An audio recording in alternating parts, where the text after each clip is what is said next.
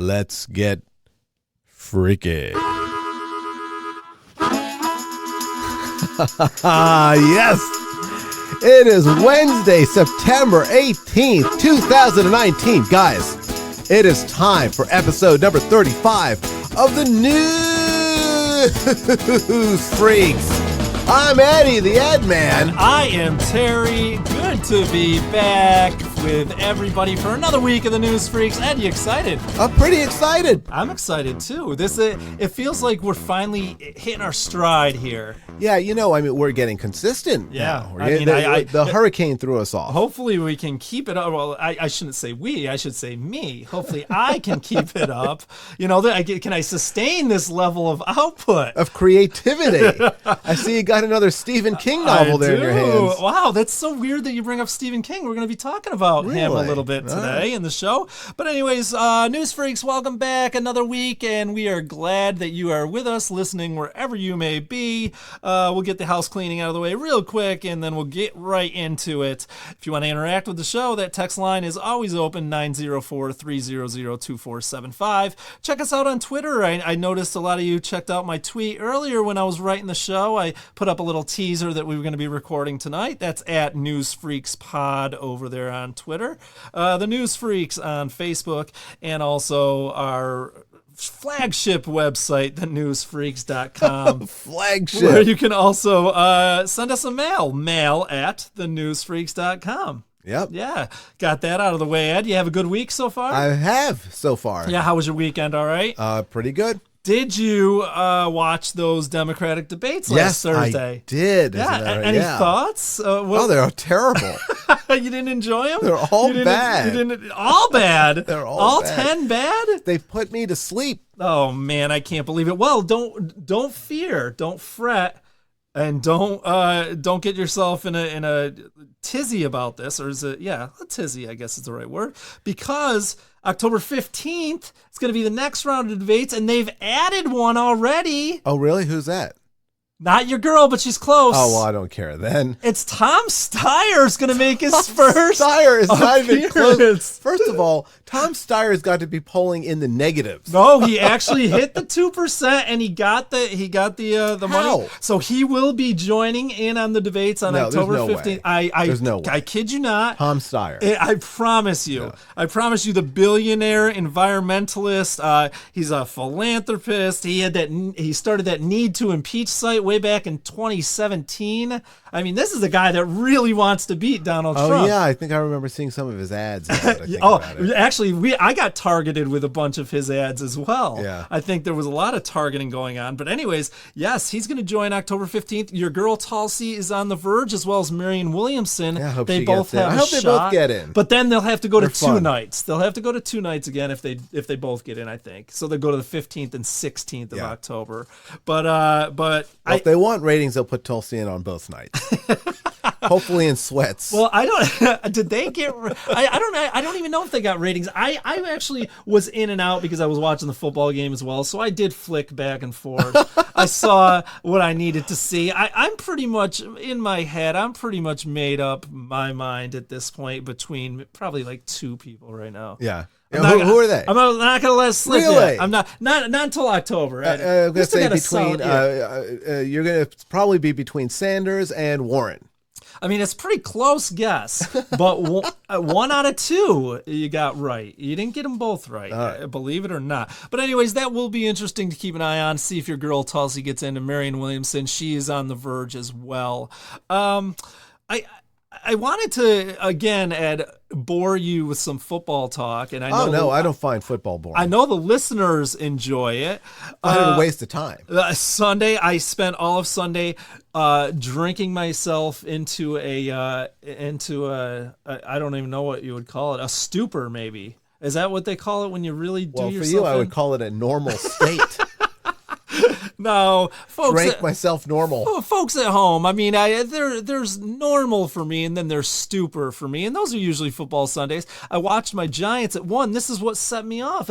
They lost again to the Buffalo Bills. Not again. Yeah, 28-14. So not looking too good. Eli Manning, our quarterback for the last. I don't know how long. He's been it. He won us 2 Super Bowls. Manning? Yes, Eli Manning. I used to play him back when I played on like the Dreamcast or something. Well, he's still alive? He's still alive, and he's still playing. However, it has been announced this week, we're going to go with the rookie that we picked out of Duke. Daniel Jones is going to be our starter this coming Sunday, and Eli Manning, the era is over, apparently. Well, I mean, I don't know how he is. I mean, I hope he's fine and everything. He's fine. He's been fine. in it a long time. He has, and it's just, when it's your time, it's your time. And he's going to be a Hall of Famer. He'll make the Hall of Fame. He beat the Patriots in 2 Super Bowls. Otherwise, the Patriots would have 8, and it'd just be insufferable. But his career record in the regular season, 116 wins, 116 losses. My God. Eli Manning's, the first team he was on, I don't know if you remember, was the Neanderthals. Eli's not. He's younger than we are. The fighting Neanderthals. He's younger than we are. Anyways, Ed, I did want to talk about, because we talked about these storylines in the NFL last week, but I failed to mention that right here in Jacksonville, Nick Foles, who we had talked about 2 episodes ago, he actually didn't even make it out of the first quarter of the first game for the Jags. Oh, that's too bad. He broke, or he did something to his collarbone. Tripped on his dick. Yeah, that was a possibility as well. However, he did something to his collarbone, so he is out for like 6 to 8 weeks, 8 to 10 weeks, somewhere in that range.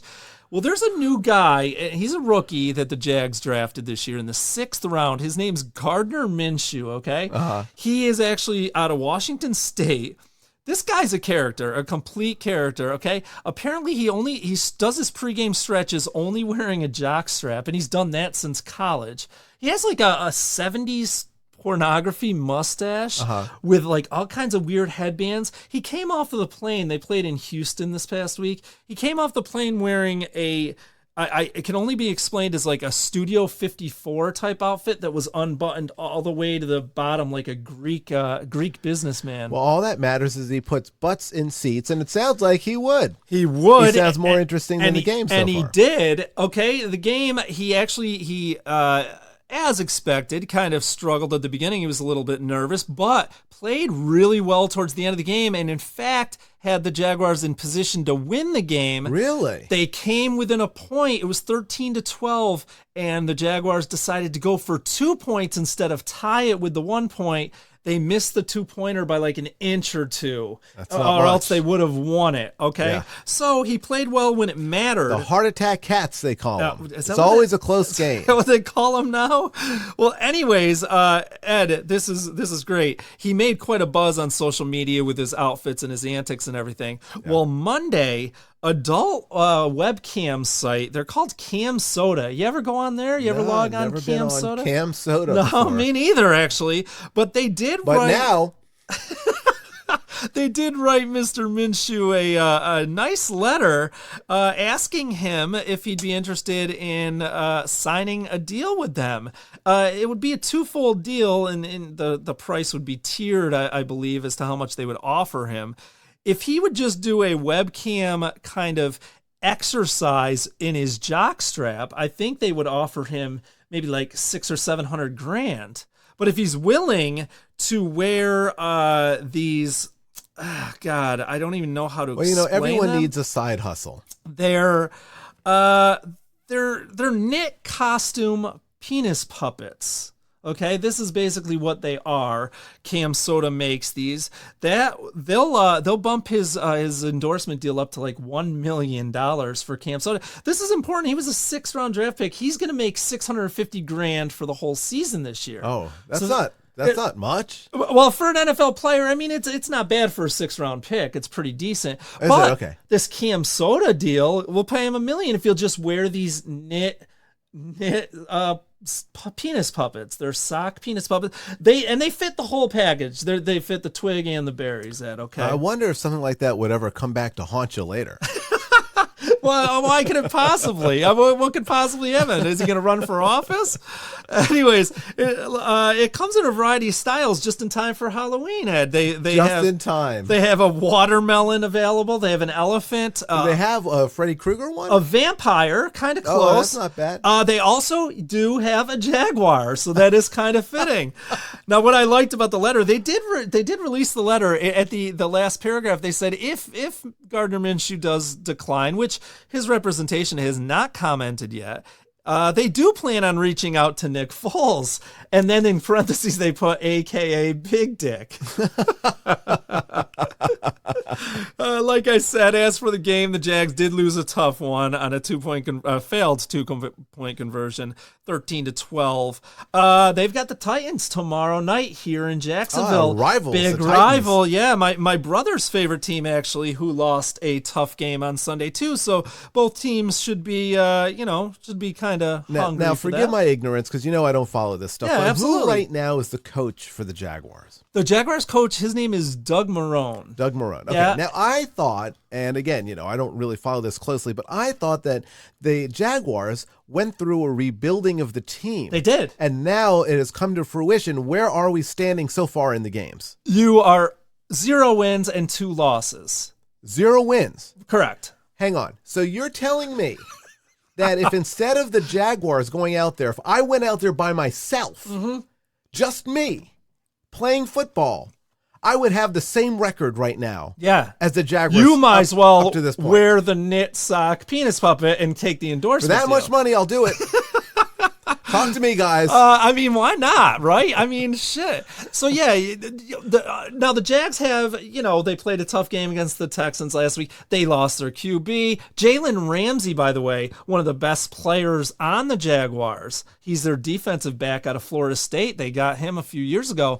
He wants out of Jacksonville. He announced that on Monday. He wants out. He doesn't. He got in a little argument with Marrone on the sidelines at the game this past Sunday. About what?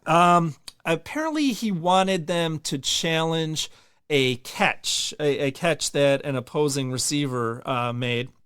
He wanted them to challenge it, and Doug Marrone said, no, we're not going to challenge it, and it kind of made him mad because it turned out to be a first down, and it was DeAndre Hopkins, who's one of the better receivers in the game, so maybe he took it as a slight that his coach didn't believe in him, that he was saying that wasn't a catch. Yeah. But anyways, Jalen Ramsey's always had a little bit of an attitude to him, so I don't think the trade is going to happen by tomorrow. So we should see Jalen Ramsey on the field by the time you guys listen to this Thursday night. However, I highly, highly anticipate a trade by the weekend. And Jalen Ramsey will probably be a goner from the old Jags. Well, whatever helps them perform better.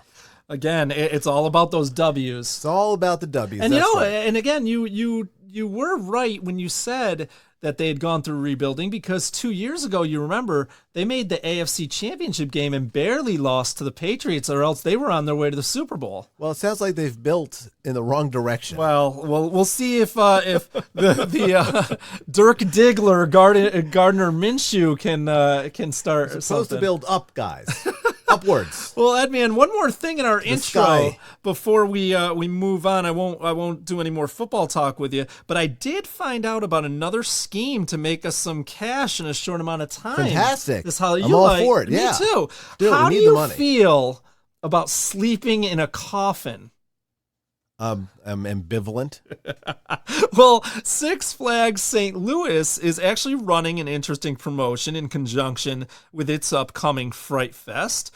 They're offering a bunch of prizes, including $300 cash money, to the contestant who can sleep in a closed 2-foot by 7-foot coffin for 30 hours. Oh my God, that's a long time. Well, there are stipulations. There are kind of rules to this contest. I get out and stretch once in a while? Yeah, I'm gonna talk about it a little bit.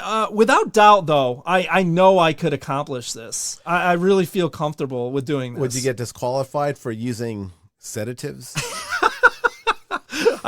We have not gone that far into it yet. However, here's the rules put down by Six Flags St. Louis. They're going to only pick 6 coffin dwellers, okay? Because I know a lot of people are probably like, I can definitely do this. Right, yeah. They're going to pick 6. I don't know how they're going to pick the 6. Lots of talented people out there. And, I mean, you got to be able to fit in that 2-foot by 7-foot coffin as well, right?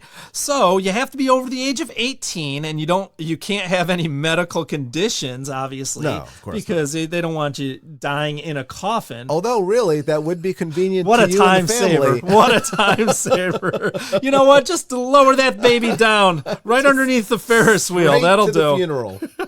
Well, entrants will be tucked into their new bed at 1 o'clock p.m. on Saturday, October 13th, and woken up Sunday, October 14th at 7 p.m. So there's your 30 hours. But you do get meals and snacks that you have to eat in the coffin, though. And you get a Don't want to get crumbs in the coffin. Here's the part. You get a 6-minute bathroom break every hour. That's great. It is great. This is my advice to these people. There's going to be people, hopefully they listen to us, that are going to partake in this. My advice is to really go super, super light on those drinks and snacks, because you don't want to have your 6-minute break go and then 20 minutes later your bowels or your bladder, they let you down. They betray you. Yeah, and you definitely don't want to fall asleep and then wet the coffin. Yeah, I mean, imagine the embarrassment of having to get out of the coffin with soiled pants. That'd be awful. And especially at like the 30th hour, literally, because you couldn't stop snacking on your meals or drinking water in there. It's probably, the winner's probably going to be like some professional coffin sleeper. Imagine they just go tour the country, because they do these contests every year. Yeah. You could probably make a couple grand every year if you play your cards right. I'm just not that dedicated. No. You know? Anyway, the entrant who lasts the longest of the 6 is going to win the $300 cash, season passes to Six Flags St. Louis for 2020, and also the coffin. The coffin, you'll get to take that home with you. Well, that's the real prize, isn't it? And a few other ghoulish goodies. Imagine you like the coffin so much you end up sleeping in it, like the dog doesn't sleep on their bed. They sleep in a random spot. Hang on, did you create the phrase ghoulish goodies? I did. Did you like that? I did. They should use that. I know. I liked the alliteration of it, so I just goodies. because they didn't name what the other prizes were going to be, so I thought that was fitting, right? Oh my goodness! I knew the guy next to me was a professional coffin sleeper. When he took his break, he said, "I have to take a monster dump." Oh, it was a real graveyard smash. Everybody ran away. Yeah. So anyways, bring your blankets and pillows. There will be a mesh opening on the top of the casket so that you could actually, have some oxygen rotating through. But I've been practicing for this event, Edman, for my whole life, because I don't know, you've seen me asleep here at the studio. I actually fall asleep in this position as if I'm in a coffin with both hands over my chest. Yeah, but it's face down, which is weird. It is not. Listeners, don't think I'm a weirdo. It's definitely not. It's on my back. That would, really tucked in under here, but it's so comfortable. But I guarantee I could make a good run. But you want to go out on top. You want to go out on top if you get in there. If you make the contest, don't embarrass yourself. You definitely want to do your best, and make sure you don't, like Edman said, piss the coffin. Moving on, Edman, we're headed to Newsthing 1 for today. Newsthing number 1, what could it be? Yeah, we're going to stick with a little bit of a horror theme for Newsthing 1. That works. Yeah, I mean, what the hell? I remember last year, didn't we do our Christmas episode 3 or 4 weeks early? Yeah. Now it seems like we're doing a Halloween episode a little bit early. But we ought to actually do a special Halloween episode. So Halloween falls on what, Thursday this time around? I'm not sure. So we could do a Wednesday. We could do a special edition Halloween episode. Pre-Halloween show. For sure. Well, anyway, come in costume. Stephen King, Edman, it was almost like you were prescient in what was going to happen. When around this time of year, I gain extra abilities. Yeah. It was weird because you did this last episode and you did it again this episode. Well, he's enjoyed a pretty solid run lately, I would say, right? The 2017 remake of It. That was, of course, everybody knows, featuring Pennywise the Clown, the group of 7 children facing off against the clown and their own personal demons, right? Yeah. That movie only went on to become the highest grossing horror film of all time. Which is amazing to me because it's all right. But... Did you watch? Did you see it? Yeah, I saw the first one. No. You saw the original. Yeah. The one from like the 90s. Oh, no. Well, I saw that one too. Did you see the theater one? Yeah, I saw the theater one. Okay, and you thought it was so-so. It was good. It got pretty good reviews. It wasn't like... Well, it raked in over $700 million worldwide. I must have just hit at the right time or something. I guess. Well, anyways, the sequel, which is It Chapter 2, that was released on September 6th, and it's already gotten great reviews, and ticket sales have been pretty solid. So right there, Stephen King is living the good life. Well, in addition to that, Dr. Sleep is coming to the big screen November 8th. Do you know what that is? That is a sequel to The Shining. It is. That correct? It is. To Yeah. that. And Ewan McGregor will be playing the lead role of Danny Torrance, all grown up now. Well, I'm still looking forward to it. Not a Ewan McGregor I fan, don't know huh? that guy. Wasn't he Obi-Wan Kenobi? He was, yeah. Well, anyways, The Shining, The Force, it's all the same.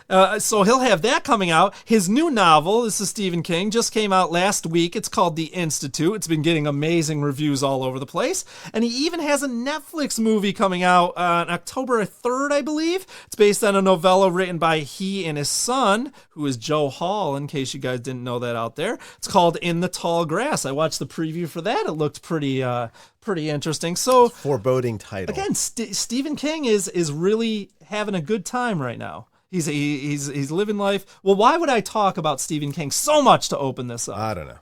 Because USDish.com, it's another contest where we can make some easy money, Ed U.S. Man. Dish. Do I have to wear the jock strap? No, well, if you want to, though, I'm going to wear a penis puppet. I'm going to wear the watermelon one. I'm going to try and see if I can pull it I'll off. vamp it up for Halloween myself. Where do the seeds go is what I want to know.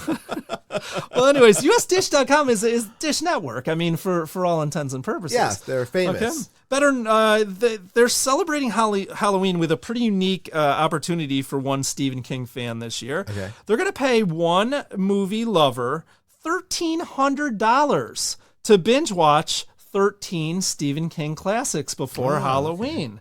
Okay. Not really much of a catch on this one, actually, Ed. No degree. You don't need a degree to do this one. No drug test or background check. I like that about it, clearly. You just have You're to be pre-qualified. Yeah, to be 18 or older and a U.S. citizen or permanent resident. Okay, so they're pretty lenient on who's going to win this, baby. I feel bad for the people who snuck into the country, though they can't participate.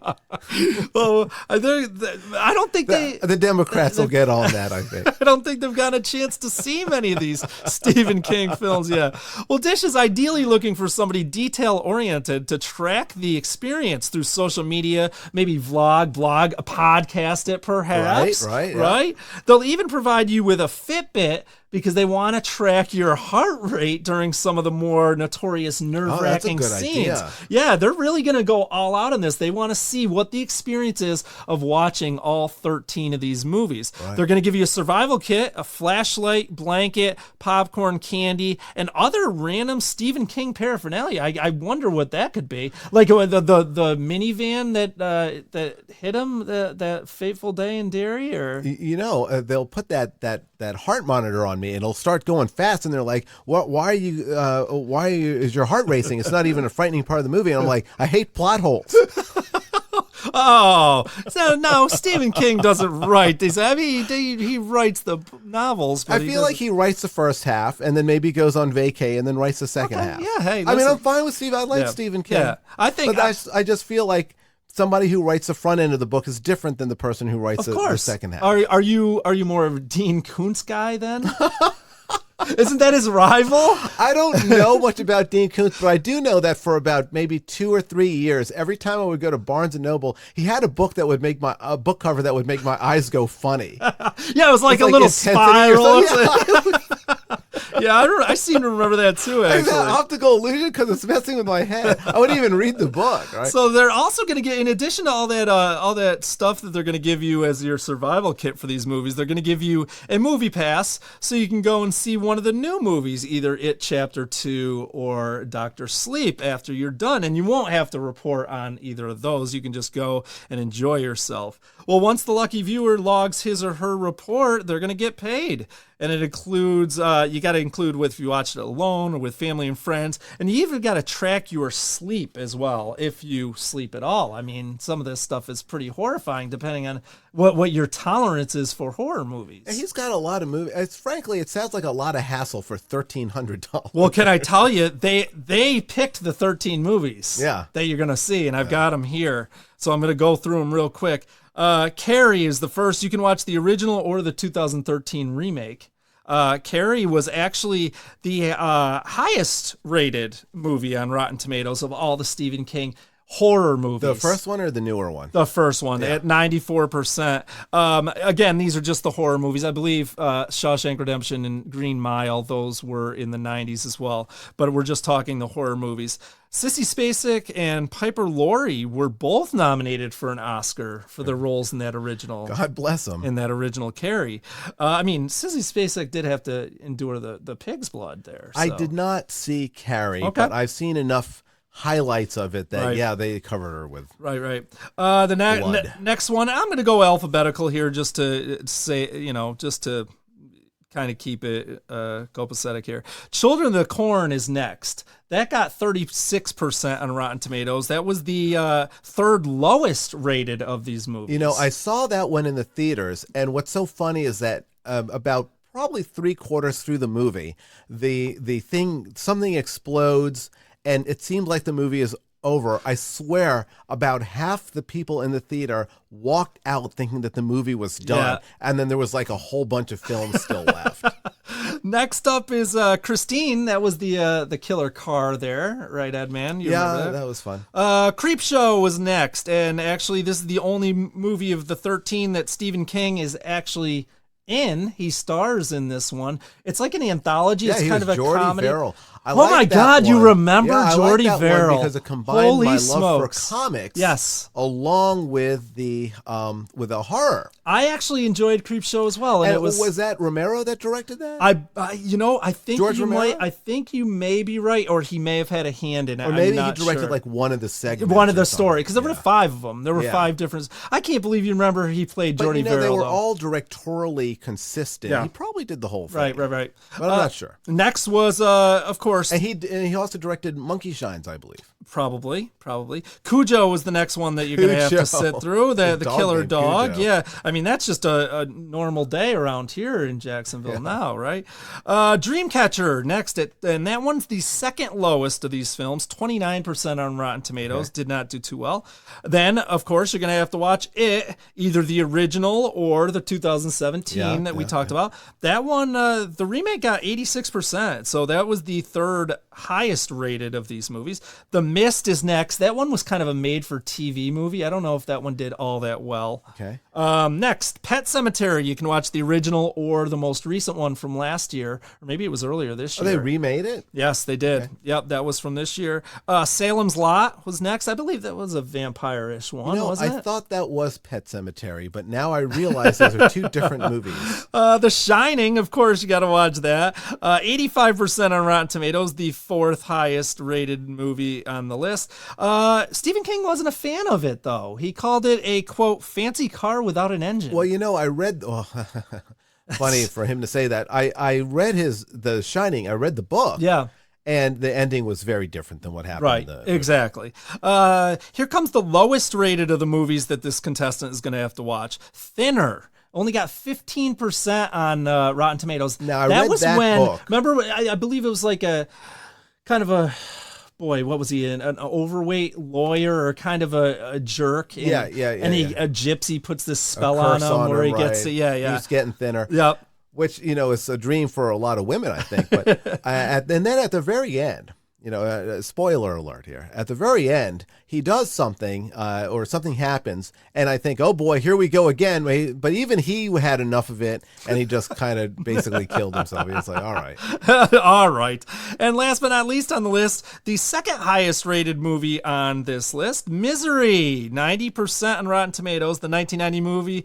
This is the only one of Stephen King's movies that somebody won an Oscar for, and it was Kathy Bates for her performance as Annie Wilkes. She won Best Actress at the Oscars that year for that performance. Yeah, she kidnapped Paul Sheldon, played by...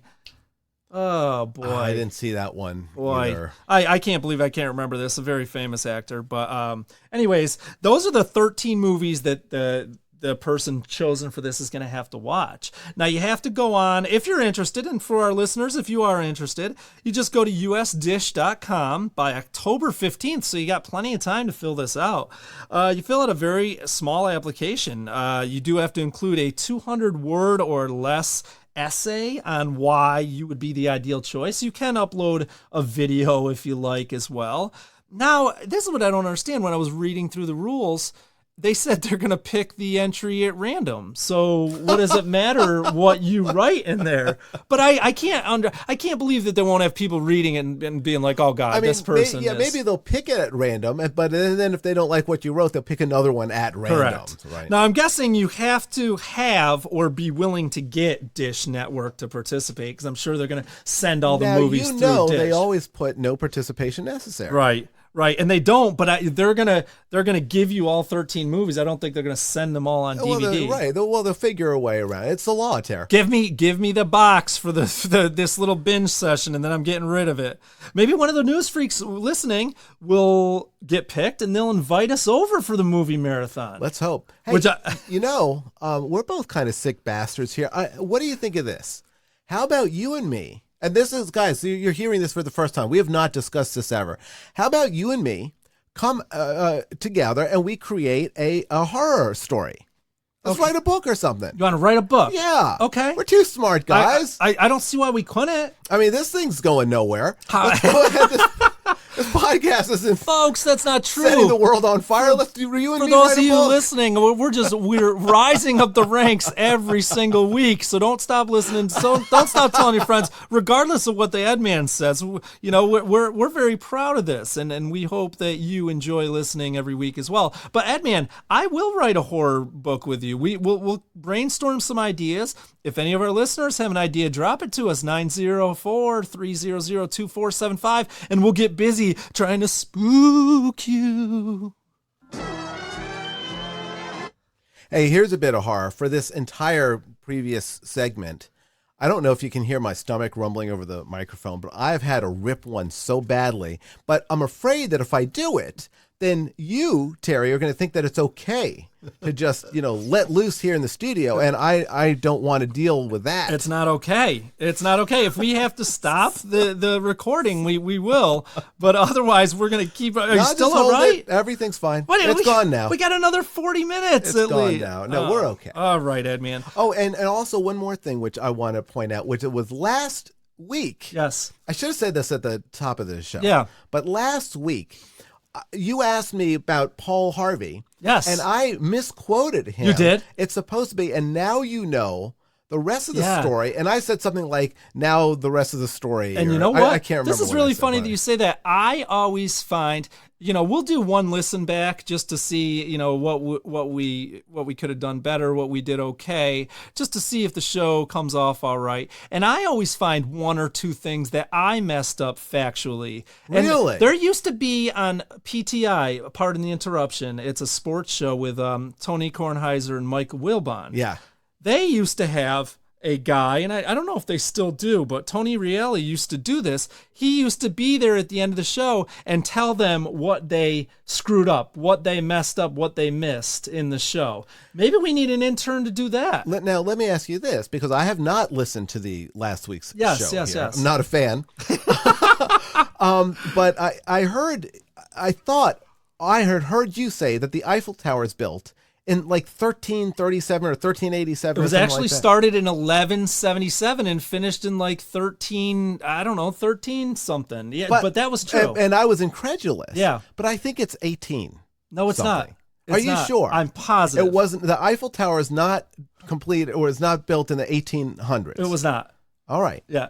Wow, you went back and looked at it? No, I'm going to. I promise. That one was right. I did look at that one. All right. So anyways, Edman, we're moving to game time off of our Stephen King bit there. And I felt like, the horror movies, they kind of got me thinking, but in a different direction. Okay. I was talking about horror movies. I was talking about Rotten Tomatoes. I'm a big Rotten Tomatoes guy. I like to check with the critic reviews as well as the audience reviews to see if a movie's worth watching. Yeah.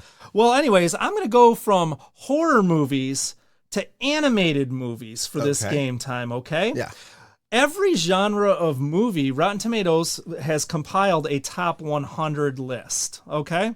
So this game time is going to be our standard 10 questions, but what I'm going to do is I'm going to take we're going to go from back to front. I'm going to take one movie from the 90s, one movie from the 80s, one movie from the 70s that was ranked in the 90s, 80s, 70s, and I'm going to ask you a question about it and see how you can do. They're all animated movies. This is the top 100 based on an aggregate critic score, audience score, rating, how they felt about it, however they came up with it. Okay. Okay? Yeah. You feeling all right about this? I think I'll do pretty good. There's animated movies. Yeah. You know, as a kid, I used to watch this a lot. Yeah. I think I'm going to say 10 out of 10. Oh, my God. Wait, how many questions are there? 10. Okay, 10 out of 10. All right, let's get it started. Listeners Maybe at 9 out of home, 10. play along as well. This is a top 100 animated movies quiz, and we're starting with question 1, clocking in at number 96 on the list, Ed, okay? Yeah.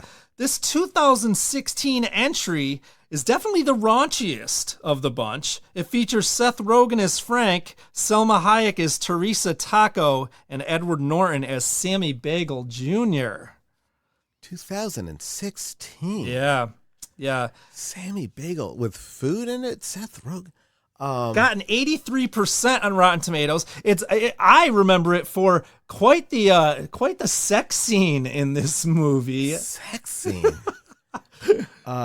Is it food? It's animated and food based? Correct. Is it Aqua Teen? No. Hunger Force? That was a good guess. That was a good guess. It is Sausage Party, I've Edman. not seen that. It's worth it. It's worth I it. thought It's these worth were it. going to be like things I saw when I was a kid. They are going to be All a mix of everything. This is the whole list, Edman.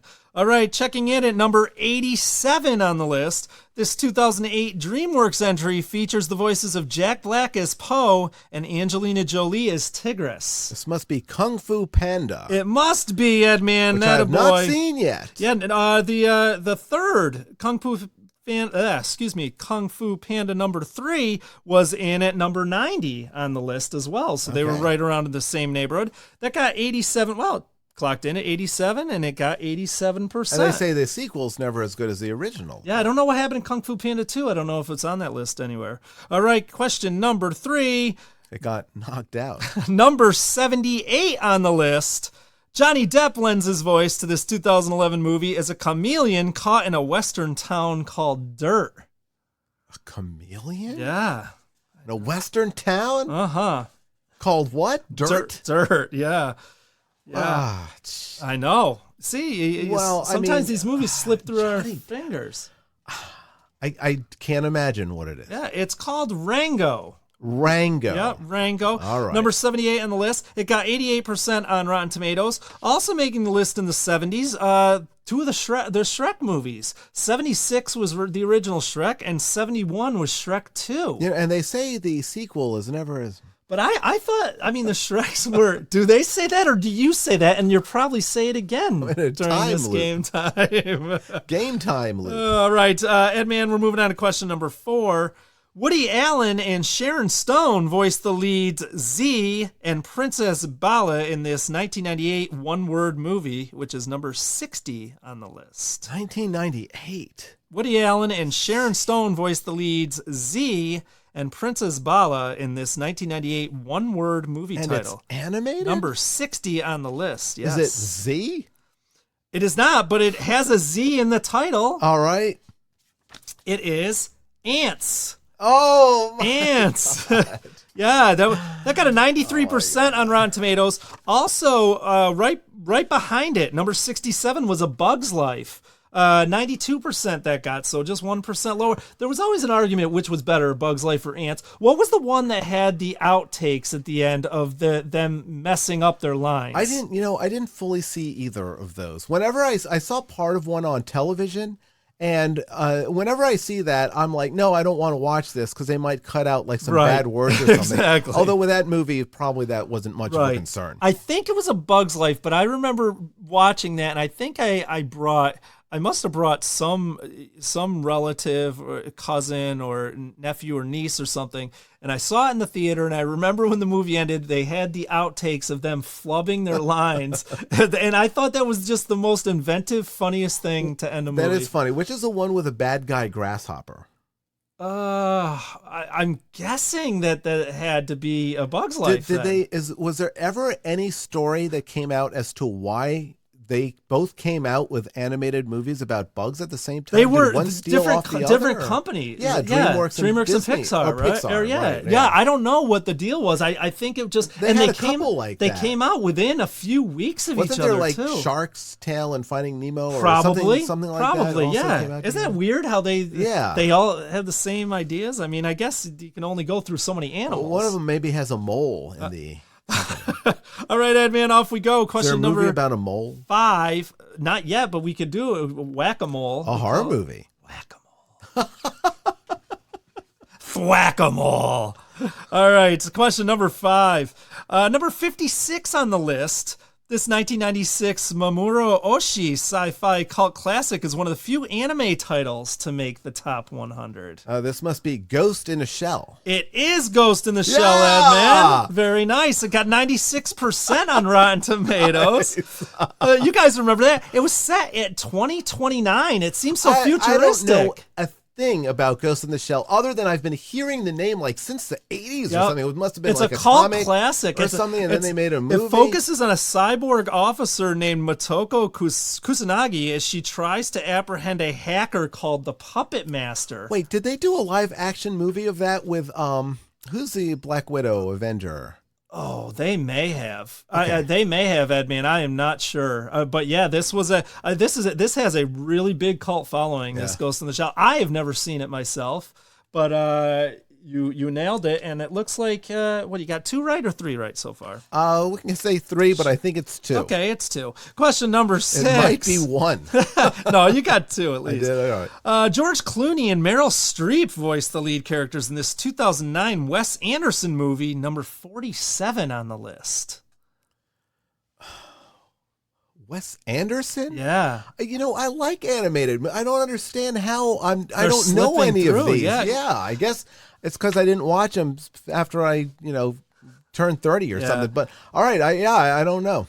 Fantastic Mr. Fox, this one was. I don't even know what that is. I'll tell you, Ed. How can this be? It got 92%. I know, you've got Clooney and Meryl Streep as the main voices. It's got to be good, It right? sounds like it'd be good, other than when you told me it was animated. It's good. What happens is George Clooney has this, regular guy life at home with his family, but he can't do away with his foxly instincts, so he goes and he starts attacking all the chickens in town, so the farmers are trying to get at him. I take it back. That sounds terrible. You and I ought to do a movie screening ourselves on the 31st, and maybe watch a movie I've been wanting to see for probably about 30 years. The Wrestler. Ghost Dad. Ghost Dad. Have you ever seen Ghost Bill Dad? Cosby? I've never seen it. Yes, that's Bill Cosby. Oh my God. I don't think I may have seen it back in the day, but I am not sure. We are going to come up with a corny movie that we can watch. But we still have movies on our list, Edman, that on the whiteboard that we have not gotten to. So maybe we could make our horror movie stealing the plot of Ghost Dad. That'd be great. All right, Edman, question number 7, number 32 on the list. I hope I get this one. I think you will, actually. I hope. This 2001 entry features John Goodman and Billy Crystal as co-workers at a scream processing factory. Scream, like screaming. Scream. Oh, that's got to be Monsters Incorporated. It is Monsters Incorporated. Yay! 96% on that one, Edman. You got 3 right. Moving on to question number 8. We're getting up to the high altitude movies now. Yeah. Number 22 on the list is this 2007 Pixar movie featuring the voices of Patton Oswalt as Remy and Brad Garrett as Gusteau. Remy, Gusteau, Pixar, 2007. Is it... all right, you got to give me 2 guesses here. Yeah, sure. Is it the Ratatouille? It is Ratatouille! Yay! 96% that baby got. Now, the reason I said 2 guesses is because I thought that you were playing with me when you said we're moving higher in altitude, and I thought it was going to be the movie Up. You know what? So I thought you were going to get me. The next 2 questions, there. Up is not in there, but I did see it on the list. It's 7th or 8th on this list. Oh, wow. Okay. Yeah, so it is in the higher there. altitude. Yeah. All right, Edman, you're on a roll here. Question number 9. Louis Cravalho voiced the title character alongside Dwayne "The Rock" Johnson in this number 11 ranked 2016 movie. Famous Louis Cravalho. Ali. Her name's Ali. Oh, it's a lady? Yeah, Ali'i Carvalho. Oh, it's a Y sound. Must be Moana. It is Moana. Yay! 96% Moana got. Now, this... That's already 2016. I know, it's crazy, It's right? almost 2020. It's almost 4 years I ago, know. which you can round to half a decade. So they ranked that number 11. Now, the original... The godfather of animated movies, of Pixar animated movies, made the list at number 14. Toy Story. Toy Story, 100% it's gotten Rotten Tomatoes, though. Toy Story is a great movie. It is great. Nothing. I could find nothing wrong with it. And back-to-back sequels, you mentioned it a little earlier, number 11 and number 12 on the list were Finding Nemo and Finding Dory. Excuse me, number 12 and number 13. Finding Nemo, followed by Finding Dory. Right They're back to that back. close to each other? Yeah. Finding Dory, I like the characters, but it was a bad movie. It was dude. bad, It huh? was really bad. You didn't care for it. Oh, it's terrible. Finding Nemo was pretty great. You know what they say about the sequels? The sequel is never as good as the... Listeners at home, in case you didn't know what they said about these movies, Edman is here to let you know. Well, guess what, Edman? We're on to question 10, and I got to finish it off with the number one movie on the list. On Okay. the Rotten Tomatoes Top 100 Animated Film list. It's this 2015 Pixar movie. It claimed the number one spot. It's a story about a girl named Riley and her struggles and triumphs to adopt to a new city, house, and school. That sounds lousy. Was it...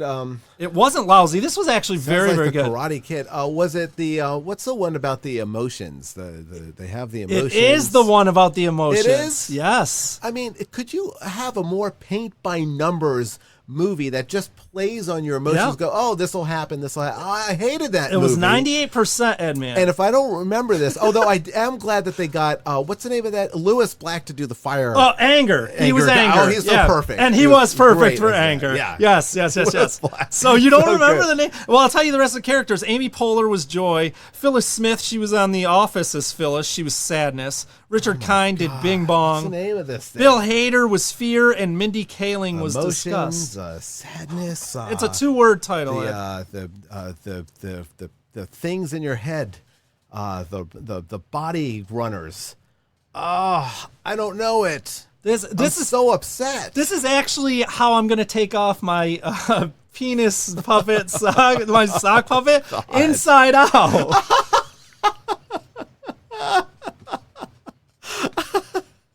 Inside Out, the number one movie on the list. Can you doesn't believe it? deserve it. You know. Well, I'm going to tell you, I will give you the top 10 just so we can kind of see and the listeners can see. If you listeners want to check out that whole list, you can go to RottenTomatoes.com, look at their top 100 list. They have every genre of movie on there that you could imagine. Anyways, Ed, here's what they had for their top That movie 10. is so inorganic. It's so paint by numbers. It's so emotionally Ed, manipulative. I didn't make the list. Who made the list? Buddy, Rotten Tomatoes. I hate Rotten Tomatoes. Oh, come on. Wait, was it picked by fans or was it picked by critics? It's picked by a combination of everything. Their score, their critics score, their audience score. I don't know how they came up with this, I but don't think that's it counts. Okay, well anyways, number 10 on the list was the 1940 classic Pinocchio. Yep. Okay. Number 9 was Toy Story 3. Number 8. Toy Story 3 had a good ending. Yeah. And that's about it. Okay. Number 8 was Up, as I had mentioned earlier. Amazingly. Number 7 was Toy Story 2. Yeah, that was So good. the Toy Story's doing pretty all right. damn well. Number 6, this one I was kind of surprised at, Zootopia. I don't think I've seen that. No. Number 5. Is that with I can't remember his name. I was going to make a Zoolander reference, and I forget the Ben Stiller. Thank you, Ben Stiller. So Although let's save didn't that Ben one for Stiller edits. actually did do Madagascar, didn't he? He did. Yeah. There you go. Number 5 was the 1937 classic Snow White and the Seven Dwarfs. Number 4, Edman, I know you're going to lose your mind on this one because I think we've talked about this on a past podcast. What is it? Incredibles 2 was number 4. Come on. Oh my God! What a BS list this is. This is such garbage. The original was number 24. such garbage. I knew that one was going to prickle Edman's This is a pine, shill too. list. This is a pundit shill critic. You list. will like. This is not a real list. No. Incredibles 2. Come on. I know, Edman. Where's the original I know. Incredibles? 24. Oh no! Oh no! Edman is going to die on this hill, you guys. No, I'm going to do the fire emotion right now. Number 3 on the list was Paddington 2. Yeah, nobody saw it. Did anyone even see that? The little toy bear from the 80s? Did anyone even see it? But this was a movie that just came out a couple of years ago. It must be heart-wrenching. And number 2, you will like the number 2 choice because you have mentioned how much you liked this one. Okay. Coco was number 2. Coco was a good movie. Yeah, I liked. I don't know if it was number 2. I think one of my favorites. One of my favorites on here. I think it landed in the 20s, low 20s, maybe. Was Wall-E. I was a big Wall-E fan, and I think it was 19 or 20. Wall-E was good. You know, Coco. I'm surprised that that did so well here because I don't think it did that well commercially. Because when I saw the ads for it, I was like, this is going to be right. crapola, El Crapola. Same thing. I told you the story about when I said that when they were playing a preview of Titanic in a movie that I went to, the Titanic from 1995. Yeah. I was with my friends and that preview came on and I said, "Oh my God, this is going to be the biggest sack of garbage I've ever." And it became one of the biggest grossing movies ever. Yeah, it was huge. You know, nowadays representation's like really big and stuff like that. They're saying, "Hey, I can't learn unless my teacher looks like me" and stuff like that. Well, you don't realize Coco and Speedy Gonzales are the only 2 characters that I can dress up as on Halloween. Arriba! And off we go, Ed. News thing number 2. Speaking of stereotypes and... or Sunspot, but nobody knows who that is. I don't know who Sunspot is. X-Man. Oh, okay. I think he's dead now. Is he really? Yeah. Oh, great. How'd he die? Trying to cross the border? I don't know. Probably some stupid way. They had a solar flare or something and just blew up. Well, Ed, man, as you know, and this will be a topic I'm sure you're going to have some views on. I know our listeners will. We're going to do this as our news thing, too, today. SNL going to be making its return for 45th season next Saturday night, the 28th. The host will be Woody Harrelson. The musical guest will be Billie Eilish. So that should be pretty good. Didn't SNL just fire a dude before they hired him? That's what we're going to talk about. Really? Today, good. Because I don't really know about You don't know the story yet. I saw a headline, and I was like, I don't even have the emotional energy to look at this. Because they fired him for past tweets. It takes a lot. I'm like, come on. So while Leslie Jones, she's the only one leaving. She'll be leaving after 5 years this season. But last week, SNL, and literally like 6 days ago, they announced that 3 new featured players would be joining the new season. One of them's a staff writer from last year. Bowen Yang is his name. Another one is the very funny Chloe Fineman. I've actually seen her perform many times. Yeah, Bowen. Chloe Fineman. These are all made up names. No, they're not. She's a regular performer at the Groundlings there in LA. She was also a new face at last year's Just for Laughs Festival in Montreal. Big comedy festival. That can make or break you in the comedy world. And if you're picked a new face, they pick 15 or 20 of them that are supposed to be up-and-comers that are going to take the stand-up world by storm. So it's really prestigious to kind of get that honor out of all the comics that perform there. Well, the last person that they picked, his name's Shane Gillis, and he was recognized at this year's Just for Laughs as a new face, okay? That sounds promising. Sounds promising. Up-and-comer, can't miss. Well, apparently Gillis did miss, as SNL was forced to do an about-face themselves. Just 2 days ago, they fired Gillis after clips began to circulate of him on his podcast, Edman. Uh-oh. See, this is why we got to watch what we say. I just made that Arriba joke. We're going to have to edit that out. Oh, my God. Unreal. I didn't think I was going to get SNL a year from now, but who knows? I'm just going to say you pushed me into everything wrong I did, white man. Well, anyways, in Gillis's podcast, he made multiple racist statements, mainly about Asians, and also used some homophobic slurs. Now, hang on. Did he make racist statements or did he make jokes? Well, it depends on what you consider jokes. Okay. I mean, if he said something along the lines of, I dislike Asians, they creep me out, and I would never hire one, that is racist. Okay, right. If he said something like, I don't know, what's a quick Asian joke? You probably have a million of them. Come on, Tim. I'm not Give saying me an that. Asian joke. I think Lorne Michaels is listening to me right now. Off the air later. No, I'll give you an example of what Gillis said that got him in trouble. He was saying how he went to Chinatown and it was just filled with chinks, and he couldn't order in a restaurant because he said, "I'm pointing at the menu. I don't want to talk to you because I can't understand you." So things to that effect. Okay. Edmund clearly enjoys this guy's humor.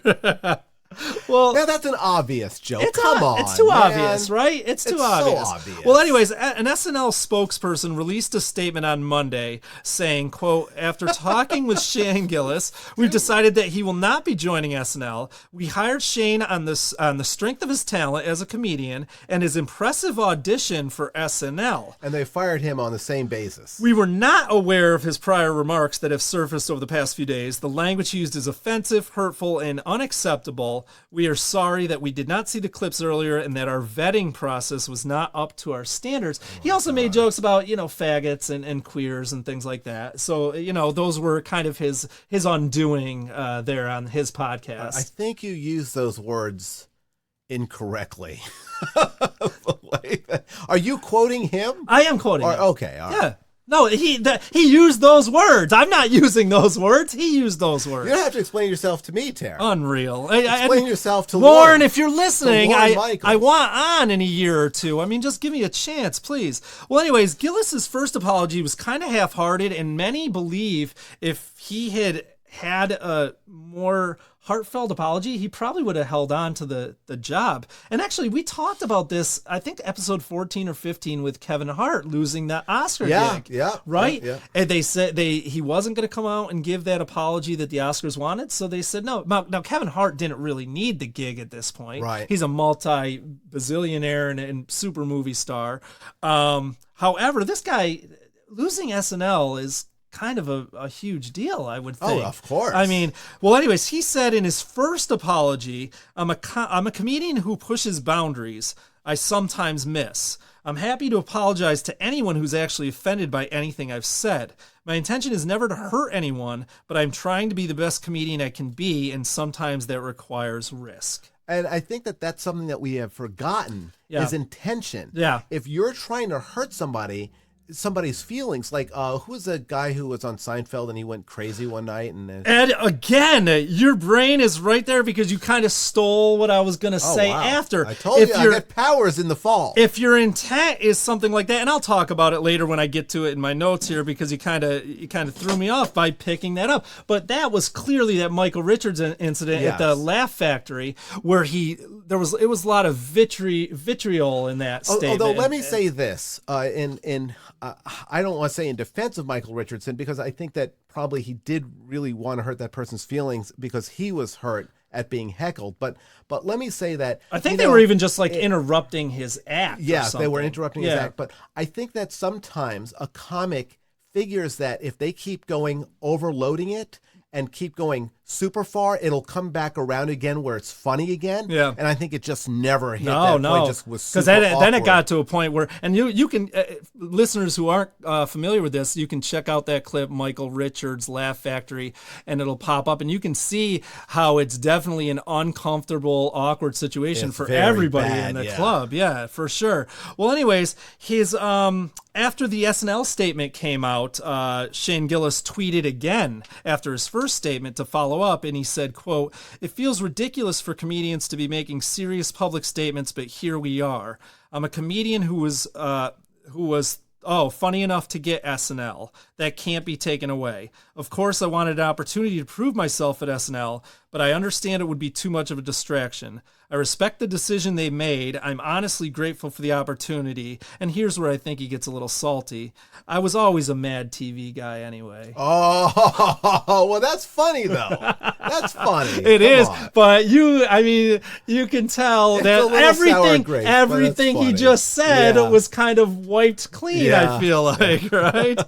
So again, like I said, we touched on this in the Kevin Hart episode, and we just covered the Michael Richards thing, that where he, there is a difference, and in comedy, you don't want, I'm sure, fans of his podcast, however many thousands there are, want him to be his authentic self and his true self and not hold anything back for fear of losing gigs. Now, listen, there are a lot of comics under fire these days. This is a different time for comedy. Yeah. I mean, we had Dave Chappelle just release his Netflix special, Sticks and Stones, and there's been a ton of talk about that. Rotten Tomatoes listed him critic score for a while at 0%, an audience score at 99%. They listed him at 0. So again, well, but now it's up to, I think it's 33 or 40% or something like that. But yeah, it was at 0 for a while. Yeah, like that Sticks and Stones. Chappelle makes light of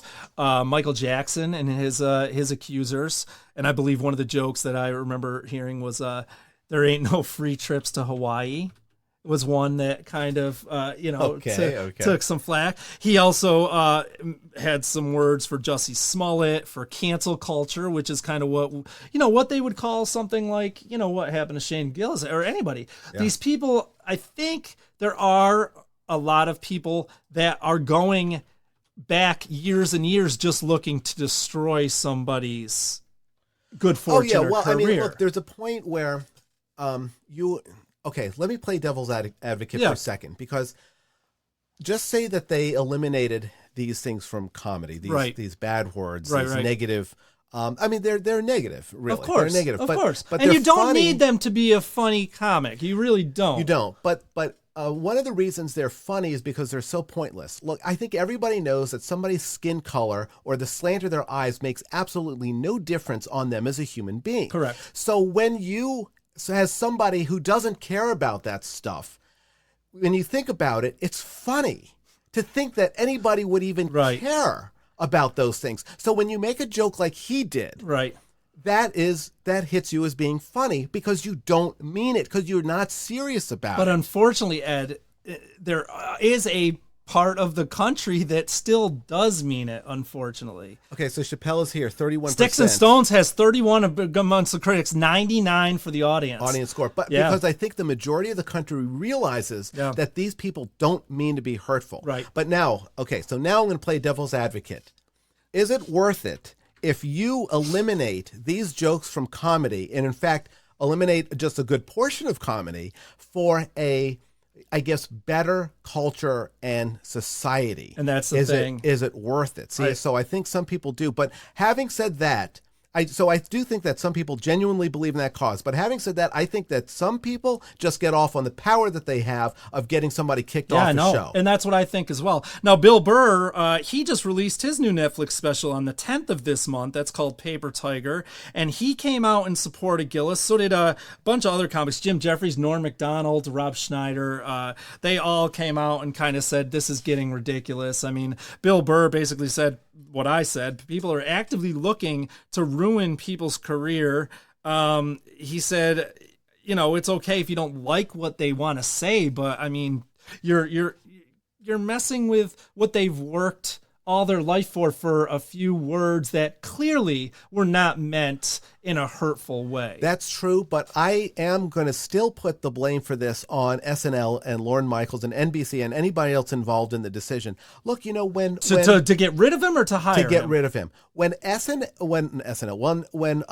NFL had Janet Jackson and who was that? Justin Timberlake. Timberlake. And she exposed herself with that so-called wardrobe malfunction. Correct. And shows her tit on live television. I mean, it had a tassel on it, too. I mean, it wasn't even the whole thing, right? It wasn't even where I was like, man, I was like dancing at the time. I was like, man, I could have seen her tit. I kind of remember seeing it. And it was like a subliminal message. I was kind of like, did that just happen or no? Because I didn't DVR and then I saw the thing, and it was like a split second. You see something that looks like a dream catcher, right? And you're like, it wasn't even anything. Right. Now for the next 10 years, they decided to have all safe acts. Safe acts, exactly. So then I thought to myself, well, people were complaining, but I didn't think it was really anything. And really, who cares about Janet Jackson's, tit, right?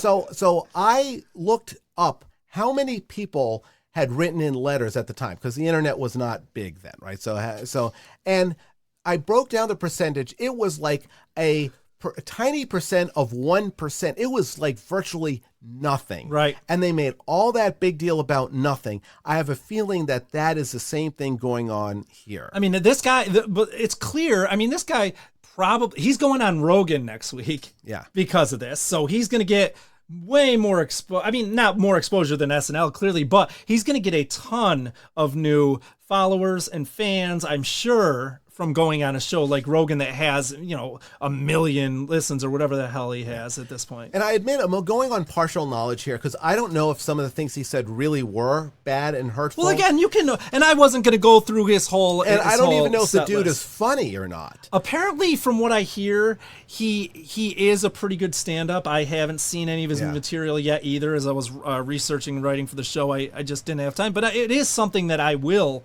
go and kind of check out. But to not have the guts just because some people are complaining and you don't even get the ratings back, come on. Right. Man. Well, anyways, Ed, I don't know about you, but I am really looking forward to Eddie Murphy coming back to host for the first time in 35 years. Are they going to let him do that? It's so funny because he's never said anything controversial, has he? All right, Ed, man, off we go to Random Facts. Random Facts, September 18th. First of all, Ed, before I get into the all our facts for today, it was National Cheeseburger Day today. National Cheeseburger Day. I know I missed it. That's not a really big thing for you, right?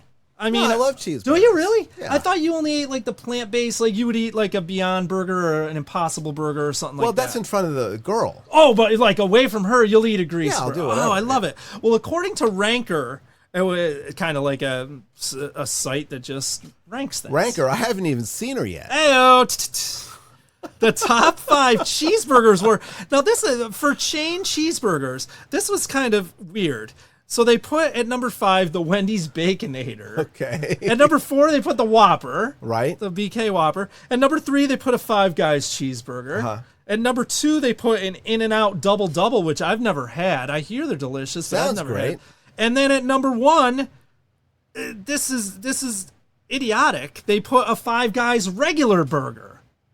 The cheeseburger was 3, and it's Cheeseburger Day. It's not regular burger day. Why would they do that? I don't know. What's their explanation? They don't have one. This is just the votes that they got from people, listeners. They probably meant the same thing, but they tallied it in that way. Right. Idiots. Yeah.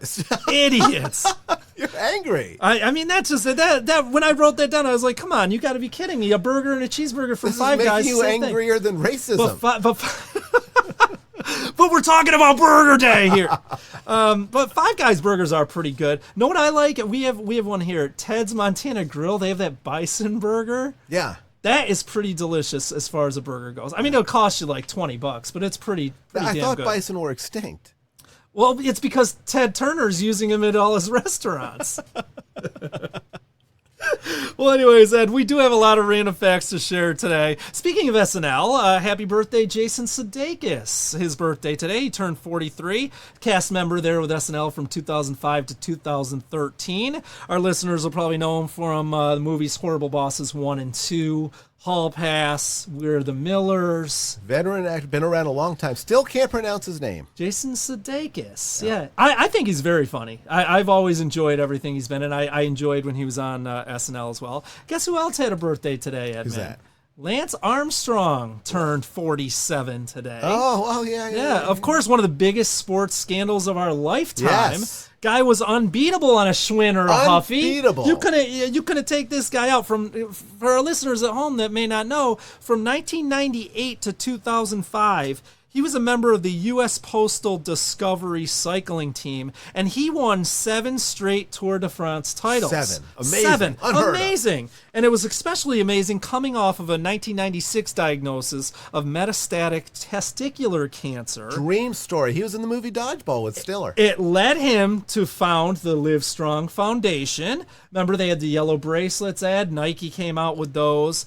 Overall, despite him having to come clean and fess up to actually doping and basically cheating his way to all this good luck in these Tour de France's. Yeah. That organization has raised more than $500 million towards cancer research. So, question me and my buddy back home have all said, was it worth it for Lance Armstrong for this worthy goal? And I kind of think it was. And when you think about it, you can't really fight cancer without drugs. This is true. But in 2012, like I said, where Armstrong was finally caught by the United States Anti-Doping Agency, he was stripped of all 7 of those Tour de France titles and any other achievements from August of 98 on. He also received a lifetime ban. The agency had some harsh words. They called him, quote, the ringleader of the most sophisticated, professionalized, and successful doping program the sport has ever seen. Well, sophisticated is actually a compliment. Really nice words, actually. What was I thinking? Well, Armstrong currently owns a coffee shop in Austin, Texas. Get this, Ed. It's named in reference to his battle with testicular cancer. And for the... Do you have an idea what this might be? Does it have to be testicular cancer? That is the cancer he had, and that's going to... he's basing these drinks off of? No, he's basing the name of his coffee shop. It's called the Juan Pelota Cafe. Juan, as in Juan, but it could mean one. And then pelota means ball. So yeah, that's what he calls his coffee shop, and he has a bike shop right next door called Mellow Johnny's, which this is kind of weird too. It's a play on the French phrase Mellow jaune, which is the yellow jersey, which is given to the leader of the general classification at the Tour de France, which is what he wore for most of his career. That is clever. It is clever. And I remember he dated Sheryl Crow and was engaged to her for a short time. Sheryl Crow? And she's making a comeback now. She just released a new album. Again? Did you know that? Yeah. No, I did not. All she wants to do is have some fun, Ed. All right. Make some money. I saw her in concert. She's really good. Did you really? Yeah. I'm sure she is good. She's excellent. I would see her in concert. I was amazed. I like to think that the guy, they ought to make a movie about the dude who was like hunting down Lance Armstrong. Like every year he finished second. Yeah. Every year. There was no. I meant like the investigator coming after him with He's like, I'm going to get that guy. After 7 years, he keeps winning. He's like, I'm going to take him down. That would be. I'd watch that movie. But I do feel bad now. How do they know that the second place person is now listed as the first place person? I believe that all of the titles went to the runner. Now, how do they know that dude wasn't doping? They don't. I mean, in all of these Olympic sports, biking, running, I always feel that there's a certain level of cheat. I mean, shit, there was in baseball. You see baseball players, football players getting suspended all the time for performance-enhancing drugs. I mean, it's just one of those things. If you're at a point in your career where you need that boost, some people can't resist the urge. Well, it's millions of dollars on the line. It is. I right? mean, you do well enough, you're going to get these endorsement deals, you're going to sign a new contract. If you don't, if you just kind of, I'm always reminded of, the era where Barry Bonds and did his thing, where I remember him with the Pittsburgh Pirates. He was a great hitter, great speed, great defender, but he was he was kind of thin. I mean, he had a little bit of muscle to him, but he was really thin. And then all of a sudden one day he showed up like the Incredible Hulk, like Lou Ferrigno. It was unreal. And I'm like, what the hell happened to this guy? How did he get so big, And Mark McGwire did the same thing, and Sammy Sosa, and on and on. I mean, now could they just let everybody take them and then it's an even playing field again? Yeah. But I mean, some people don't want to destroy their health, and I mean, they shouldn't have to. But should we sacrifice the beauty of the game for those people? Ladies and gentlemen, you're not going to believe it. The first 100 home run season, and it's only July. Who was the dude you were telling me about last week on the show that got booed off for retiring? Yeah, that was Andrew Luck for the Colts. The Colts won their second game with Brissett on Sunday, though. They did win against the Titans this past Sunday, so they're 1-1. They're better than the Jags in the division now. So well, I mean, anybody is probably. They're doing well. You got to root for the Colts. Well, is there any now? It's only 2 games so far, right? So the Jaguars could come back, couldn't they? Of course. There's plenty of time. Well, I wish them luck. There's 16. Each team plays 16 regular season games. There's 17 weeks. Every team gets 1 week off, a bye week, and then you get 16 games that you play. So they've got 14 more games to play. I wonder if we could do a publicity thing where if they lose enough games and they don't care anymore, if you and I could just go out there and like promote the news to get put on the team there. I actually was hitting on Gardner Minshew on Twitter for the last couple days, trying to get him on the show before he blows up and becomes a celebrity or puts on the sock puppet. I mean, I'm trying. Okay, so it was for the show. It wasn't like one of those Stephen King situations where you just like him a lot, right? Let's move on. Time to the coffin. Random upside facts. down. September 18th, of course, 1975. Sledgehammer in the hand. I think we've got enough visual there, Ed. 1975, Patty Hearst was arrested in her San Francisco apartment by FBI agents. This was quite the story. You remember this, right? Yeah. We weren't born for it, but we remember Well, it. no, I was around this. I remember seeing this as a little kid. You were a little toddler. Hearst was granddaughter of American publishing mogul William Randolph Hearst. She was 19 years old when she was beaten and kidnapped on February 4th, 1974 by the Symbionese Liberation Army. They called themselves the SLA. She became brainwashed like shortly thereafter. And like 2 months after, I think the kidnapping, she announced on a recording that she had joined the SLA and taken the name, ironically enough, Tanya. You know, you're not really a true terrorist group unless you have the word liberation in your name. You're not. Well, then 2 weeks after that recorded tape came out, April 15th, she was seen on bank surveillance video in a San Francisco bank wielding an M1 carbine rifle. Yeah, now that image is what made me want to get into news. Yeah, it wasn't really. Yeah. That was. Yeah. And now look at you. You're a news freak. Well, I wanted to meet her. She was really cute back She then. was. Well, anyways, 2 men actually got shot on the way out of the bank. The hat there, you know. They recovered, but they did get shot, and they stole the SLA there. They stole about $10,660. I think there were 2 cents involved as well. Which back then was a lot of money. So when the FBI finally caught up with her 19 months later, she was a fugitive, and people weren't really sure whether she was a willing participant in these crimes or not. Right. Well, when they found her, she weighed about 87 pounds, so she was down a bunch of weight. And this is weird, I found, and I don't know if this happens in all cases of brainwashing or this Stockholm syndrome kind of thing. Yeah. Her IQ had dropped nearly 20 points from what it was before this abduction. 20 points. Yeah, she was like at 130, and then she was like under 110. Oh, wow. Yeah, so I don't know if they like filled her brain with stuff and she lost knowledge from what they filled it with. But anyway, she was convicted. Well, she probably couldn't concentrate on the test. I mean, she's facing a lifetime I think they gave it sentence. to her. I think they gave it to her much after. Well, anyways, she was convicted at her trial in March 1976, given the maximum possible sentence of 35 years for commission of the bank robbery with a firearm. Well, after all appeals were exhausted, and this is weird too, it was actually another brainwashing case that may have saved her from spending the rest of her days in jail. Yeah. Because the Jim Jones brainwashing there in Jonestown, Guyana, that happened where 900 plus people died because he gave them the Kool-Aid, right? He brainwashed them and made them drink the Kool-Aid. Well, that's what they say. I mean, for some guy to have that much power over 900 people. It's the official record. It is the official record. Well, it prompted many celebrities and politicians at the time to revisit Patty Hearst's case.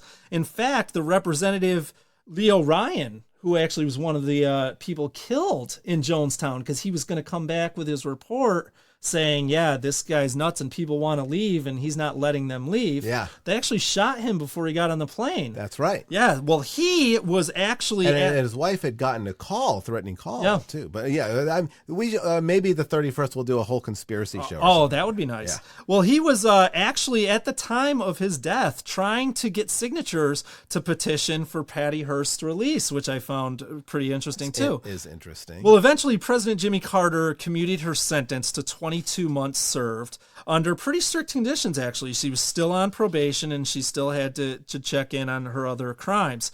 Well, Ronald Reagan seriously considered pardoning her, but decided against it. It was finally Bill Clinton who did grant her a full pardon on his last day in office, January 20th, Really? 2011. Yeah, he did give her a full pardon. She's since gone on to be an actress, an author, an activist, works with children with AIDS. She does a lot of charitable work. She's actually, Ed, interestingly enough, won a few recent trophies at the Westminster Kennel Club Dog Show. She won in 2015 and 2017. So she's become quite the dog handler there as well. The only thing about her dogs is that they drop IQ points after the training she gives them. So I think she's gotten some tricks from her. Know what trick they are very good at though? Bang! Playing dead. Tara, come on, man. That is too far. It was too far. And I'm never getting SNL. They're good at retrieving sacks of money from behind the counter. Go dig up that pile. Good boy. Anyways, one last random fact today. I had to close out the show. Jimi Hendrix died on this day in history in 1970 at the age of 27. 27 Club, that's right. Unreal. Yeah, and who else is a member of that club? A bunch of them. I believe what? The Doors guy and Cobain and Janis Joplin, maybe? Probably. No, and well, she didn't look it. No, Who's the lady, the rehab lady? Amy Winehouse. Amy Winehouse, Yeah. right, yeah. Well, anyways, while his mainstream career, amazingly enough, only lasted 4 years, the Rock and Roll Hall of Fame has called him the greatest instrumentalist in the history of rock music, which hard to argue with, really, right? Yeah. Well, Hendrix was born in Seattle, Washington, and he began playing at the age of 15. Died at age 27 and started at 15, and he became as good as he was. Yeah. That's unreal. He probably practiced a lot. Probably every day, I imagine, maybe 4 times a week. What if he was a really good guitar player, but he was a terrible teacher? Right? What was his job besides guitar playing? He must have done something. He didn't actually. He went in the U.S. Army for 1 year. He trained as a paratrooper, but he was discharged a year later. You're like, my teacher's really good, but he keeps trying to get me to play these things behind my back. He moved to Clarksville, Tennessee after his discharge from the Army, and he played gigs on what was known as the Chitlin Circuit at the time, Ed. That was where black artists and musicians and comedians could actually go and be discovered, and it was a forum that gave them an outlet during the era of racial segregation. Well, he backed, get this, he backed Ike and Tina Turner, backed the Isley Brothers, Sam Cooke, Little Richard. Like he definitely was names. Touring. He probably was playing every single day, and he had no choice but to get good, right? But he really would become defined later by his Woodstock performance, I think everybody would agree, right? Yeah. He was the headliner there and the highest paid musician in August 1968 when that famous concert was held. He made 18 grand for the 3 days, which is equivalent to about 125 grand today. So, I mean, back then that was a lot of money. 18 grand, yeah. And he had taken a pay cut to actually do that event. I guess the defining moment of the festival would have been his performance of the Star-Spangled Banner, which pop critic Al Aronowitz? Yeah, did I write this or did you, Ed? Looks like a doctor wrote this. Al Aronowitz of the New York Post wrote, quote, "It was the most electrifying moment of Woodstock, and it was probably the single greatest moment of the 60s. Was that hyperbole, or did he mean that? It was pretty good. You know, my dad claims he was at Woodstock. Do you believe him? He does? Yeah. Does he? No. He not only says he was there, the guy says that he played in it. What did he do? What did he play? I don't remember. He said, I think who did he play was with? Sick. I can't remember the name of it. I'll get it. I'll get it. Well, anyways, you know, Jimi Hendrix was actually the closing act, but he was supposed to play on a Sunday night, and he was so exhausted, he actually switched it to Monday morning at like 8 o'clock.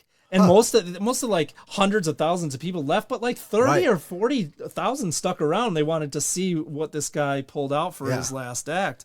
Well, anyways, in 2011, editors of Guitar World named that performance, that Star-Spangled Banner performance, the single greatest performance of all time in the history of music. Well, he was well rested.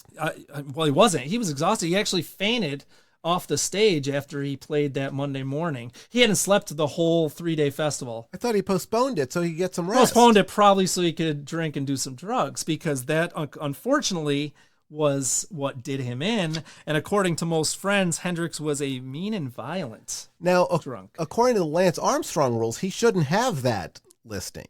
What, of the best performance ever in musical history? Because he cheated. Yeah, but what do you? I think it probably would have been even performance-enhancing drugs. Probably would have been more sublime had he gotten a few hours of sleep. I can't imagine how good it would have been. That would probably be our national anthem today, just the Jimi Hendrix version. You wouldn't play any other one. Right, but then he would have played it straight. Well, anyways, obviously the drinking and the drugs would be his downfall. In the years leading up to his death, he had many instances involving violence against friends and girlfriends, unfortunately, due to his intoxication. He does have 7 songs on the Rolling Stones list of 500 greatest songs of all time. Pretty good. Purple Haze, All Along the Watchtower, Voodoo Child, Foxy Lady, Hey Joe, Little Wing and the Wind Cries Mary. Oh. Yeah, he was Dun, honored. dun. There you go. You got a little Medley. Yeah, a little medley from Edman there. Hendrix was honored with a star on the Hollywood Walk of Fame in November of '91 and inducted into the Rock and Roll Hall of Fame in 1992. Now, his death occurred, like we said, September 18th, 1970, at the Samarkand Hotel in London, where he was staying with a girlfriend. Her name was Monica Danneman. Side note, interestingly enough, she ended up keeping his famous black Stratocaster, which he called Black Beauty, in its case all the way up until 1993. Sold it on eBay? She did not sell it on eBay, actually. I don't know what. Oh, I think it's actually in the Rock and Roll Hall of Fame. Oh, okay. She never ended up selling it. She ended up passing away in '96, I believe. Well, the details of that night aren't really 100% known to be truth, but what is known is that Hendrix took 9 of Danneman's Vesperex sleeping tablets, and the recommended dose was a half a tablet. That was a lot back then. So he took like 18 times what you're supposed to. Right. Of those sleeping tablets. Yeah. And there was drinking earlier in the night. They had a bottle or two of wine, I guess, which unfortunately caused Hendrix to aspirate on his own vomit in the next morning. Oh. He was, they tried to revive him, but unfortunately there's nothing they could do. He was flown back to Seattle on September 29th, 1970, and he's buried at Greenwood Cemetery in Renton, Washington, near his mother, in a large memorial 100 yards south of the entrance. It's estimated, Ed, that anywhere from 60,000 to 100,000 visitors each year go to his gravesite there. They don't know because a lot of people sneak in after hours at dark, so they don't know an exact number. But Hendrix, hard to believe, too. He only had one Grammy nomination while alive. It was for that Star-Spangled Banner performance in 1970. He lost it to Blood, Sweat, and Tears that year. Yeah, it was best live instrumental performance or something like that. He did win a Lifetime Achievement Award in 1992, however. Poor Hendrix, what a death, man. He should have done the face down Terry position there. Arms crossed. Arms crossed. In there, and that way you kind of give yourself a Heimlich if something like that ever does happen. No, but I mean, you think of the talent that we lost at such a young age, and you think, man, they were so amazing at that age. What would they have given 5, 10, 15? Even someone like Michael Jackson, who was about to go on that O2 tour in London. He was going to do those 20, 30, 40 shows or whatever. I mean, can you imagine? I saw that This Is It documentary they made of him, and he looked like he was on top of his game at the age of 50. So you take someone like these people that we mentioned at 27. Well, I'll tell you, back in the 80s, Roy Orbison had a comeback, and then he died. And I was like, well, at least he came back, and, he had to live to a ripe old age. I looked him up, like, the other day. He died at, like, 52 or 56. Unbelievable. And Ed, I'm glad you mentioned that. I did want to mention... He wasn't even that old. A couple RIPs in the music world as well. Rick Ocasek from the Cars just passed away. Oh, yeah. Well, I love the Cars. He passed away at 75. What a great band. Eddie What Money creativity. at age 70 as well. Yes. But yeah, I always thought that song Drive by the Cars was just so, like, perfect songwriting, perfect, as good as song can get, I read one of the Cars albums, that Inside Flap, right? And there was a song in the 80s which was like a pretty big hit, but it was different from a bunch of the Cars songs. It was a very upbeat. What was the name of that song? Magic, you might think. No. All I want is you, or I think something All like I that. Want Is You. Yeah, that's the name of it. Okay.